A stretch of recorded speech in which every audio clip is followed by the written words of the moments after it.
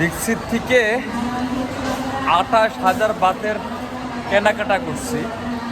28,000 বাত গুলো 3.5 টাকা। এবার হিসাব করেন, কেনাকাটার পর ওরা প্যাকিং করে দেবে না, নিজেকে প্যাকিং করে নিতে হবে। এই যে প্যাকিং করে এই যেগুলা দিয়ে ওইখানে রেখে প্যাকিং করছে একা একা। এই সিস্টেমটা আমার ভালো লাগলো না, যে 28,000 টাকা। আমি তো অল্প কিনছি 28,000 বাত, মানুষে তো 1 লাখ বাতও কিনে, এদেরও প্যাকেট করে দেয় না। থাইল্যান্ডের এই জিনিসটা আমাদের খুব খারাপ লাগলো। বিক্সি না, থাইল্যান্ডের সব জায়গায় না, বিক্সিতে যত টাকারই মাল কিনেন আপনাকে নিজেকে প্যাকেটিং করে বক্সিং করে নিয়ে যেতে হবে। এর জন্য এই যে এই কস্টেপটা প্যাক নিতে হবে। আমি অন্য যে শপিং মলগুলোতে মার্কেট করছি, এরা কিন্তু নিজেরা র্যাপিং করে দেয়, প্যাকেট মানে বক্স করে দেয় আর কি, কার্টুন করে দেয়।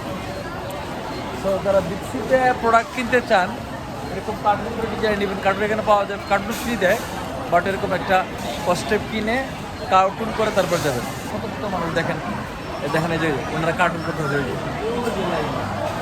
ওই দেখেন ওনারা কার্টুন করছে। এই যে আমি তো কম কিনছি, অনেক মানুষ এই যে কার্টুন করে নিয়ে আসতে পারে, নিজেরাই কার্টুন করছে। বিক্সিতে শুধু এই একটা প্রবলেম দেখলাম, অন্য জায়গায় কিন্তু 10,000 বাতের উপরে কেনাকাটা করলে ওরা নিজেরা প্যাকেট করে দেয়।